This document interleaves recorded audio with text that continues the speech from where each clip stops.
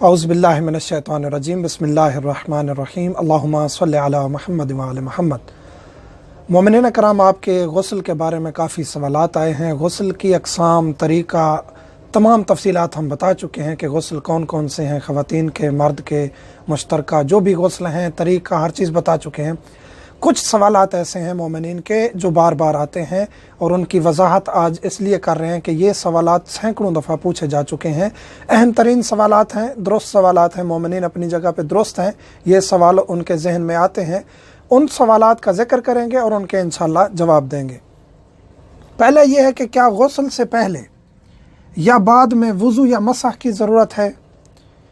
ये मर्द और ख़वातीन के हकाम हम मुश्तरका बताते हैं। जहाँ फ़र्क होगा मर्द और ख़ातून का, वहाँ हम इंशाअल्लाह ज़िक्र कर देंगे कि ख़ातून के लिए ये हुक्म है, मर्द के लिए ये हुक्म है। गुस्ल से पहले भी वज़ू की ज़रूरत नहीं है, गुस्ल के बाद भी वज़ू की ज़रूरत नहीं है, जो भी गुस्ल हो। इसी तरह गुस्ल से पहले मसह की ज़रूरत नहीं है, गुस्ल के बाद मसह की ज़रूरत नहीं है, कोई भी गुस्ल हो। ख़वातीन का जो इस्तिहाज़ा का हुक्म है वो मुख्तलिफ है, वो हम इस्तिहाज़ा वाली वीडियो में ज़िक्र कर चुके हैं कि उसने जो अहकाम अंजाम देने हैं इस्तिहाज़ा मुतवस्सिता या कलीला या कसीरा के, वो अलग हुक्म है। लेकिन अमूमी तौर पे किसी भी गुस्ल से पहले या बाद में ना वज़ू की ज़रूरत है ना मसह की ज़रूरत है। क्या गुस्ल में एक बार पानी डालना काफ़ी है? एक दफ़ा आपने पानी डाला है, शावर के नीचे हैं या पानी डाल रहे हैं, किसी भी सूरत में एक दफ़ा आपने सर धो लिया, दाएं साइड धो ली, बाएं साइड धो ली, सर गर्दन समेत धोना है। एक दफ़ा धो लिया, यकीन हो गया कि निजासत जिस्म पे नहीं थी, धो लिया है तो गुस्ल हो चुका है। लेकिन मुस्तहब ये है कि तीन तीन दफ़ा धोया जाए जिस्म के हर हिस्से को, सर को गर्दन समेत, दाएँ साइड को बाएँ साइड को, तीन तीन दफ़ा मुस्तहब है, एक दफ़ा पानी डालना वाजिब है। खड़े होकर या कपड़ों में गुस्ल करना कैसा है? बाज़ मोमिनीन पूछते हैं कि खड़े होकर हम गुस्ल कर रहे हैं, क्या ये दुरुस्त है? दुरुस्त है। बैठ के गुस्ल कर रहे हैं, दुरुस्त है। खड़े होकर, बैठ के, किसी भी सूरत में गुस्ल करना दुरुस्त है। और इसी तरह कपड़े पहने हुए हैं, एक बंदा कपड़े पहने हुए है, वो गुस्ल करना चाहता है, कर सकता है। यकीन हो कि हमारे जिस्म का हर हिस्सा धुल चुका है तो गुस्ल आपका दुरुस्त है। गुस्ल की नीयत कैसे करनी है, ये सवाल बहुत ज़्यादा किया जाता है। कोई भी गुस्ल हो, हैज़ है, नफास है, इस्तिहाज़ा है, जनाबत है, मस मैयत है, फ़कत जहन में ये हो कि मैं कौन सा गुस्ल कर रहा हूँ या कर रही हूँ, कुर्बतन इलल्लाह, बस यही नीयत है। अगर नमाज का वक्त करीब है तो आपने कहना है कि वाजिब कुर्बतन इलल्लाह, बाकी इसके अलावा कुर्बतन इलल्लाह भी कह देंगे तो वाजिब। अगर नहीं भी कहा तो आपका गुस्ल ठीक है, उसके बाद आप नमाज भी पढ़ सकते हैं, वज़ू की भी ज़रूरत नहीं है। वाजिब कहना भी ज़रूरी नहीं है। अगर आप वाजिब कहेंगे नमाज का वक्त करीब है तो उसी के साथ आप नमाज पढ़ सकते हैं, लेकिन वाजिब कहना भी ज़रूरी नहीं है, वाजिब कहना ज़रूरी नहीं है। क्या ख़ातून को तमाम बाल धोने ज़रूरी हैं? ये ख़वातीन मसला पूछती हैं कि क्या सर के तमाम बाल धोना ज़रूरी है।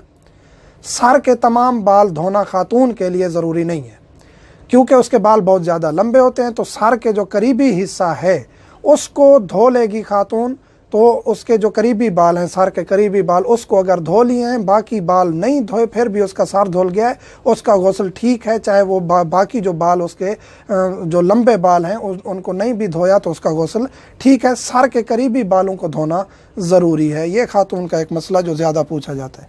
गुस्ल से पहले कुली वगैरह करना कैसा है? जी, गुस्ल से पहले हाथ धोना, कुली करना, नाक में पानी डालना 3-3 बार, ये मुस्तहब है, वाजिब नहीं है। गुस्ल से पहले ये मुस्तहब है। और गुस्ल से पहले एहतियातन जो है इंसान निजासत को जिस्म से दूर कर ले, फिर गुस्ल करे ताकि उसका गुस्ल यकीनी तौर पे दुरुस्त हो जाए। गुस्ल के दौरान हदस असगर हो जाए, गुस्ल के दौरान गुस्ल कर रहे हैं, आपको पेशाब आ गया है, पखाना किया आपने, री खारिज हो गई है, इस सूरत में क्या हुक्म है? गुस्ल आप कंटिन्यू करेंगे या गुस्ल ख़त्म हो चुका है दोबारा से करना ज़रूरी नहीं है। वहीं से आपने मसलन सर धो लिया है, दाएं साइड धो लिया, हदस असगर हो गया है, तो अब हदस के बाद आपने बाएं साइड धोनी है, आपका गुस्ल दुरुस्त है। ये नहीं है कि अब नए सिरे से दोबारा आपने गुस्ल शुरू करना है। नियत कब करनी है? जब आप सर पे पानी डालने लगे तो उस वक्त आपने गुस्ल की नियत करनी है। फिर हर हिस्से को धोते वक्त नियत करना नहीं है ज़रूरी, फ़कत एक दफ़ा आप नियत कर लेंगे तो ये काफ़ी है। ये भी सवाल बहुत ज़्यादा किया जाता है कि नियत कब करनी है। गुस्ल के दौरान हदस असगर हो जाए, यानी हदस असगर की वजाहत कर चुके हैं कि जिन चीज़ों से वज़ू टूट जाता है, री खारिज हुए, पेशाब आ गया, पखाना आ गया, तो इस सूरत में आपने वहीं से गुस्ल को कंटिन्यू करना है, नए सिरे से गुस्ल नहीं करना। हाँ, इस गुस्ल में एक फ़र्क यह है कि यह गुस्ल तो आपका दुरुस्त हो जाएगा, लेकिन इस गुस्ल से आप नमाज नहीं पढ़ सकते, क्योंकि आपके गुस्ल के दौरान हदस असगर हो गया था। इस गुस्ल के बाद आप नमाज के लिए वज़ू करेंगे, बाकी आपका गुस्ल वहीं से कंटिन्यू करेंगे और गुस्ल भी ठीक है, नमाज के लिए आपको वज़ू करना पड़ेगा। ये सवालात हैं जो बहुत ज़्यादा पूछे जाते हैं। मोमिनीन से एक बहुत ज़रूरी गुजारिश करता चलूँ, ज़ाती मसरूफियात की वजह से और मोमिनीन के सवालात इतना कसरत से आते हैं कि व्हाट्सएप पर कॉल नहीं उठा सकते हम, वॉइस मैसेज का भी जवाब देना मुश्किल हो जाता है। और यहाँ इराक़ में ख़ुसूसी तौर पे वॉइस मैसेज हमारे डाउनलोड भी नहीं हो रहे, जा भी नहीं रहे, बहुत मसाइल इंटरनेट के चल रहे हैं। और वैसे भी वॉइस मैसेज सुनना काफ़ी देर हो जाती है, एक मसला होता है और 5-5, 6-6 मिनट का वॉइस मैसेज आ जाता है। तो वॉइस मैसेज और कॉल से माजरत चाहते हैं मोमिनीन से।